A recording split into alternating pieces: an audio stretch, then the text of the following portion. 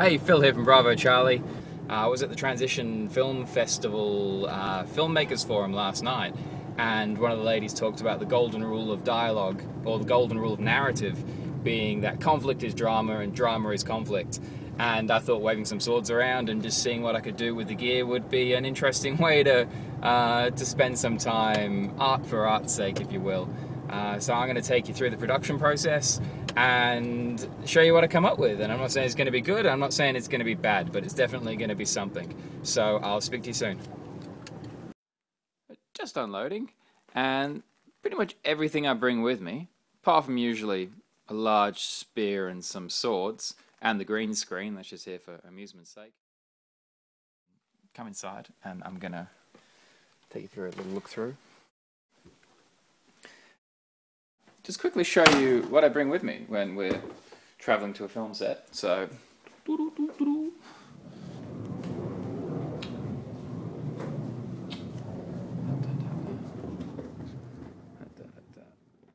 here we have the Pelican Storm case. This fits in overhead luggage on a plane, and you can put all your gear in it, and you can jump on it, and you can drive a car over it, and apparently throw it in a lake. Obviously not too deep a lake, otherwise you won't be able to get it back. But open her up. So we have our monitoring headphones. Can't be without those. We have another tripod. We have our set of interchangeable lenses. And this is a 64 gig solid state camcorder, which means we get about 8 days of footage on it, which is really handy. And we screw the lens into the front of that, and you get a very good looking little device.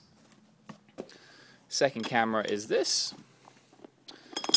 Sony NEX5, again all HD. Click this button, and bear with me a second. Click this button and twist it off.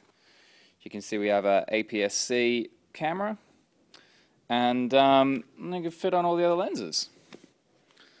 Last thing's in the box. We've got another 200mm lens. Very rarely use that.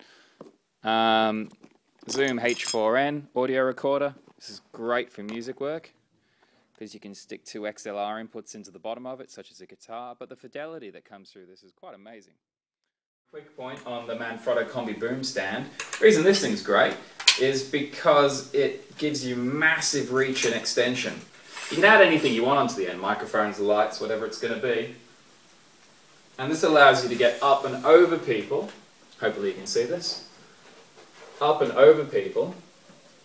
And it's got a counterweight on the end of it. And get the mic in place, because you've got to have your mic next to people's mouth. If you don't have it next to their mouth, you don't hear anything. It's about everything you need for production. And last but not least,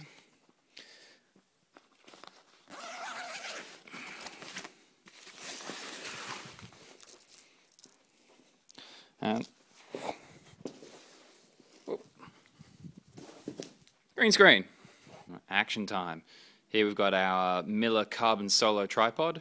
So it's a carbon fiber tripod, and I like it because it means I can actually hold everything in one hand and just run basically with the camera like this. So let's go and have a look at the space we're going to play in today, because I'm pretty excited.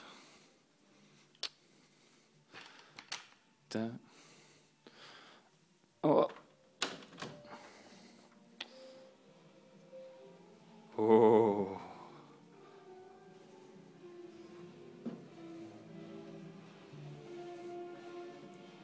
Check that out.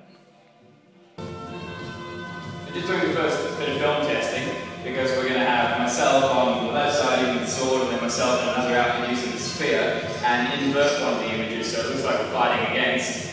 You can see we've got a 3-point lighting set up, key light over here. Might not be in the right area, but we're going to have a look at it. Then the 2 cameras running. We've got a fixed prime lens on the Sony NEX5, and so that took a bit of manual testing. Now we get to go through one of my favorite bits, ingestion. And this is where we check that all the footage we took makes it through the cables and ends up on the editing machine. Because that means everything we were running around doing earlier today actually worked.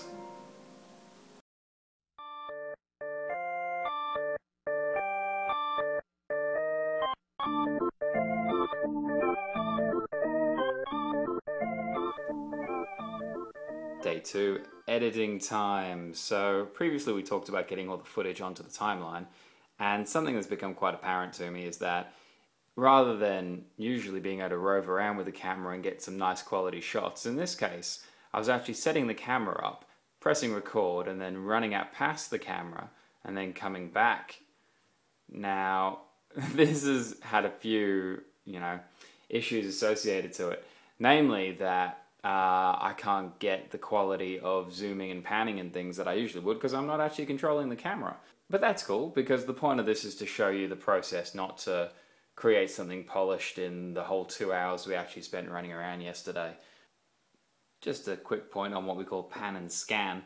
You can see here this is the frame that I shot, and I'll actually come around the corner at some point pretty soon, maybe now. Wow, there we go. Now to make this all a bit more dramatic, what we're going to do is go into what they call the layouter and zoom into the shot so that what's actually happening is much more in your face.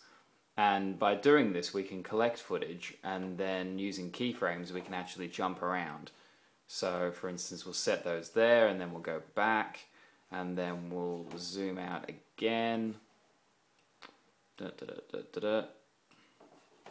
set that, and then once we go back into it and we press play, you should actually see that the pan starts to zoom in now. And then it's like, oh, there we go. Makes it a little bit more intense. So, onwards. How long does editing take is a common question that I receive. And for 1 minute of video, you're looking at about 2 hours of editing. I don't seem to be able to get it less than this. And as far as I'm aware, pretty much industry standard. It's about 6 PM on day 2, the editing day. And remembering that yesterday we ran around and shot all the footage we could think of without any real plan behind it. I seem to have used about 70 or 80% of the footage, or at least when I've set up a shot, I know specifically there's been a few seconds within it that I've wanted to grab and use for the production. Now you can see we've got everything laid out here on the timeline, and being as the spear footage was shot in one go and then the sword footage was shot in one go, we've then gone and cut up and interspersed the footage in 2 sequences, so it's as if myself, or the 2 characters, are coming together for a meeting. Now we've had the basic, you can see here we've got the different levels of footage all overlacing with each other, we've got the audio done. Now we go through and add a bit of visual polish. So this is some flashes and some visual effects between the different clips. And also going and adding a filter, because this was shot in a winery in daylight, and we want to add something a bit more special to it, not specifically not colour, I initially thought about black and white with just the red showing, and that's why one of the outfits is red and both of the weapons feature red on it. But to actually have black and white with red showing only is really quite a complex process. And you actually make a black and white version of the video, and then you make another version of the video and play it at the same time, and you mask out, which is to remove, all of the areas apart from the red, and you have that mask moving with all the red objects as it goes through the footage. If it sounds like a painful process and a time-consuming one, it's because it is.